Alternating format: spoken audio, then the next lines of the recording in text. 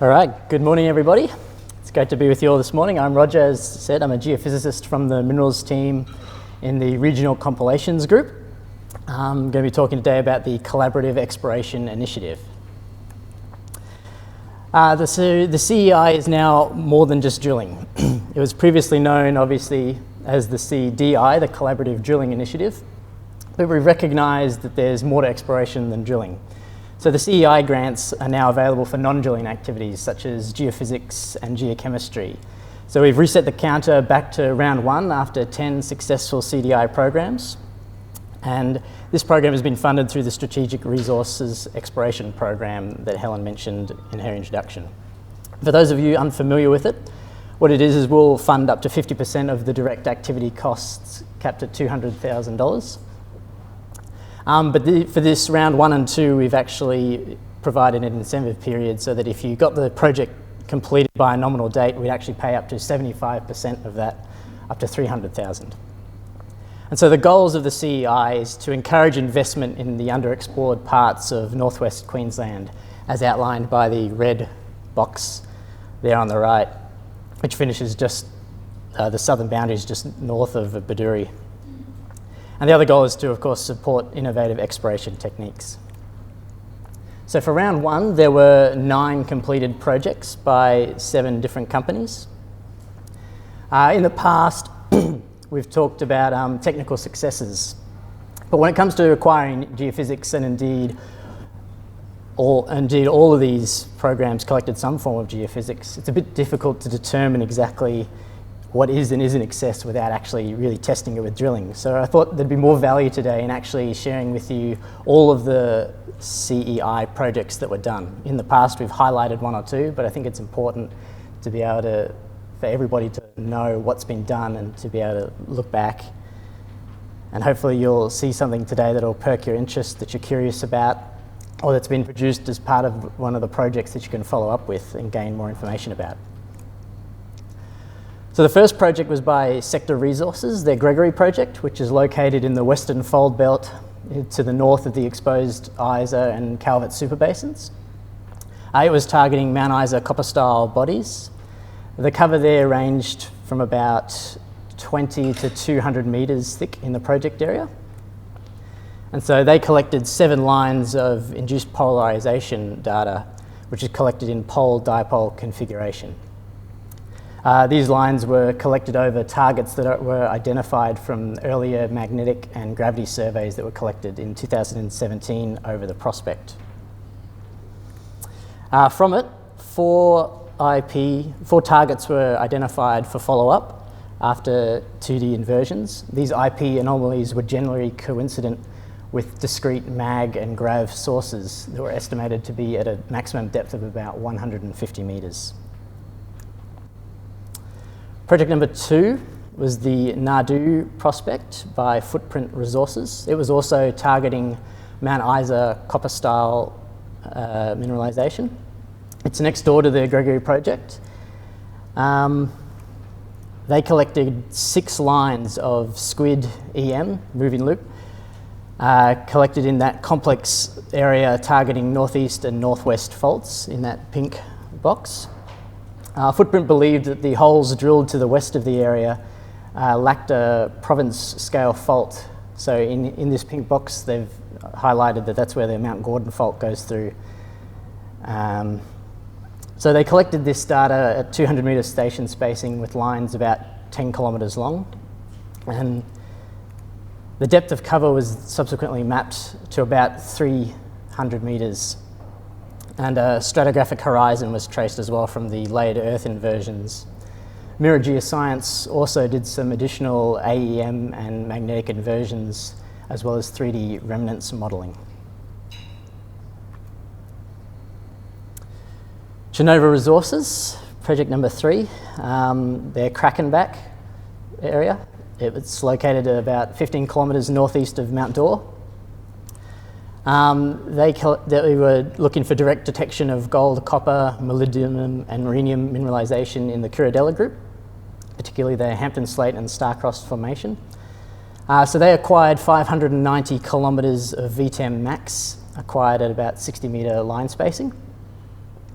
The image that you see here is comparing the 1997 Geotherm survey to the 2018 VTEM Max survey, and as you can see, it's really done wonders for them to be able to delineate some of those interesting high conductive features. They identified 5 targets, and mapping, sampling and further ground geophysics is planned for the area. Dan from Aon Metals is supposed to be presenting later this morning, so I presume he's going to be doing a far better job describing this to you than I will be. So rather than risk stealing any of his thunder, I'll just mention that they were awarded 2 grants, the first for a 2D seismic reflection survey, and the second was to drill targets based from that acquired seismic mini-SOSI data.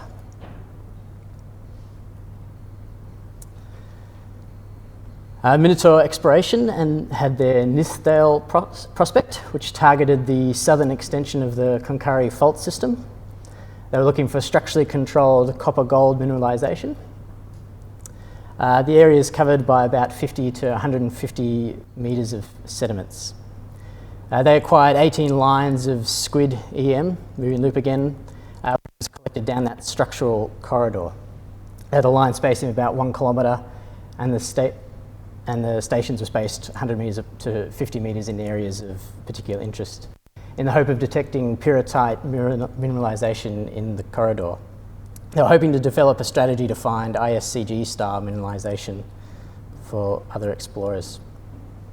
8 targets were identified, and they were done by analysing the X, Y and Z components line by line, as well as some fantastic plate modelling by their geophysicists there. I'm sure Glenn will be able to tell you a little bit more if you want to talk to him about it in one of the breaks. Top Drill's Helios project was located between Boulia and Djara. This project was following up on a structure seen in a model of the GSQ's 2014 ISA extension magnetotelluric survey.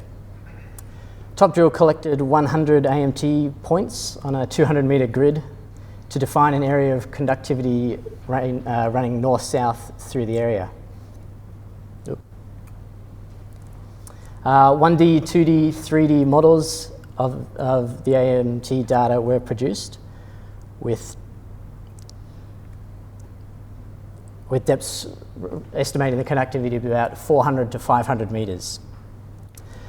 So they then proceeded to drill 2 drill holes into the conductive zone. However, unfortunately, neither of them found any economic mineralisation, mostly penetrating limestone and dolomite. And they went to about 500 metres for the first hole and 750 metres. However, subsequent downhole EM was done down these boreholes, and they still believe that there's a conductive source there to be discovered. So further exploration is probably going ahead. And the final prospect is the Capricorn copper Esperanza fault. This was done to map cross structures and bends in the Esperanza fault, as well as detect conductive features related to sulfide mineralisation. The cross structures thereafter often contain localised mineralisation. So they flew 640 kilometres of HeliSAM data, which acquired both magnetics and a sort of conductivity for them to determine the structure and lithology. The HeliSAM data was collected in 3 blocks at a 50-metre line spaced. So 3D inversions were carried out on the TMI and the conductivity data to refine the targets for investigation. Structural interpretation of the HeliSAM was matched with the geological mapping and expanded to the whole area, which identified numerous targets in the area, including previously known prospects. The 3D inversions and models also confirmed. They also did a great investigation and comparison of the HeliSAM magnetic data to a fixed wing TMI data that was flown over the area through a contractor. And from this, they identified several targets and now have 6 drill-ready targets to test. So round 1 has generated a diverse range of data sets that we've now received and made available to everyone. Going back to Mark's data for discovery ideas. We want to receive these round 2 projects in a format that is going to be compatible with our new GDMP ideals, so that we can see exactly what companies are up to and delivering to you, the companies, so that we can make this data more readily available to people as is, without too much human touch. And so it's easier for you guys to just pick up and use straight away. If you're looking for any of these reports, you can of course find them on our QDEX reports system in the search. In the report type, you just want to make sure that you select that Collaborative Exploration Initiative Final Report thing, and that'll bring up all of them for you to download. I will mention that all the images that you've seen today have been taken from these reports as well. The round 2 projects are currently underway. I'm really excited to see the Capricorn copper back in there and working on a drilling program, hopefully using the results from the round 1 at Esperanza. Upcoming milestones for anybody in the audience who does have a CEI round 2 project underway. The early incentive cutoff date is on the 9th of August 2019, and the final deadline will be on the 20th of December. These reports will become publicly available on the 1st of April 2020, and all of the drill core that will be obtained as part of these surveys will also be available to look at, and these are all due to be submitted to the department by the 1st of January 2021 for round 1, and for round 2, the 1st of January 2022. So if you want to get in touch with us, please call that number. You'll be able to get this in the slide pack after today. And you can always email the geological_info email address if you need any more information. Thank you very much.